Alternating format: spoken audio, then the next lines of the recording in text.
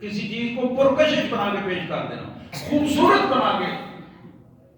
یہی قرآن نے اس کو بار ہمارے سامنے رکھا ہے۔ تو یہ وہ پوزیشن، اس پوزیشن کو اگر ہم سمجھ جائیں کہ یہ پیغام جو ہمارے نفس کی طرف سے آ رہا ہے یہ تو شیطانی بات ہے، مجھے اس سے بچنا ہے، اور وہیں یہ فیصلہ ہو جائے کچھ بھی ہوگا، میں اس لائن جو ڈرا کر دی گئی ہے، لائن جو لگا دی گئی ہے منافقت کی اور اخلاص کی، سچے مسلمان کی اور منافقت کی جو لائن لگا دی گئی ہے، میں اس لائن کو کراس نہیں کروں گا۔ یہی صحابہ کرام نے کیا تھا، یہی مبارک زندگی تھی صحابہ کرام کی۔ یقین کیجیے کچھ بھی ہو گیا، بڑے سے بڑی بات اور بڑے سے بڑا معاملہ ہو گیا، انہوں نے طے کر دیا زندگی ختم ہو جائے، دنیا ملے یا نہ ملے، دنیا بھی رب کی ہے، عزت بھی رب کی ہے، دولت بھی اسی کی طرف سے ہے، زندگی اور موت بھی اسی کی طرف سے ہے۔ اور ہماری حالت یہ ہے، قرآن میں، حدیث میں اللہ فرماتے ہیں، اللہ کے رسول فرماتے ہیں 40 سال عمر ہو جاتی ہے، 50 سال گزر جاتے ہیں، 60 سال ہو جاتے ہیں، 70 ہو جاتے ہیں، ہوس ختم نہیں ہوتی، ہوس ختم نہیں ہوتی۔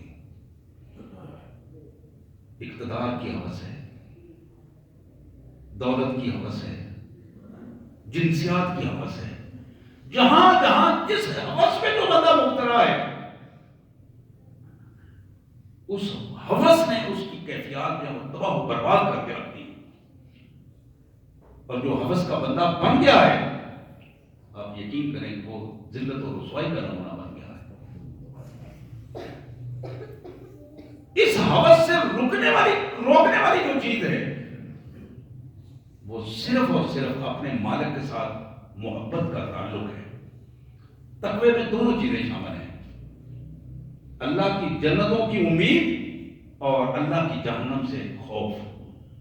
اللہ کے عذاب کا خوف، یہ دونوں پہلو، اور بندہ مومن کا یہ زیور ہے، یہ اس کی کمال، اس کا نمونہ، کردار کا نمونہ ہے کہ وہ تقوی کے ان دونوں پہلوؤں میں ہوتا ہے، ہمیشہ اپنے مالک سے امید رکھتا ہے، اجر کی امید رکھتا ہے، کامیابی کی امید رکھتا ہے، مایوس نہیں ہوتا، اور ہمیشہ اپنے مالک کے عذاب سے ڈرتا رہتا ہے، اور اپنے آپ کی زندگی اس کیفیت میں لے کے آتا ہے۔ میرے انتہائی واجب الاحترام بہنوں اور بھائیوں، نہیں معلوم، کسی کو نہیں معلوم، کسی کو نہیں معلوم کہ کب اللہ کے حضور پیشگی ہو جائے۔ اس پیشگی کے لیے اپنے آپ کو تیار رکھو۔ یہ دنیا کی سامان، دنیا کے معاملات، جانے والا نکل جاتا ہے، آپ جانتے ہیں گھروں میں جانے والا نکل جاتا ہے، اور پیچھے معاملات چلتے رہتے ہیں، اچھے برے جس انداز میں بھی چلے، وہ نظام چلتا رہتا ہے، چلانے والا چلاتا ہے، لیکن بڑے بدترین ہیں وہ لوگ